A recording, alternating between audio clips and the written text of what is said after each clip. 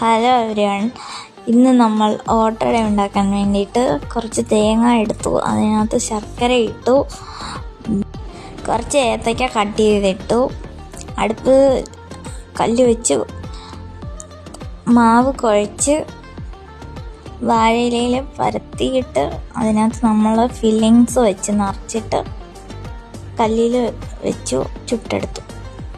Hello, ഇത് നിങ്ങളെല്ലാവരും ഒന്ന് ട്രൈ ചെയ്യുക. നല്ല അടിപൊളി ടേസ്റ്റാണ്. കാപ്പിലൂടെയൊക്കെ ഉണ്ടാക്കി കഴിക്കാൻ നല്ലതാണ്. അത് വാഴയിലയോടെ ആകുമ്പോൾ നല്ല ടേസ്റ്റ് കിട്ടും.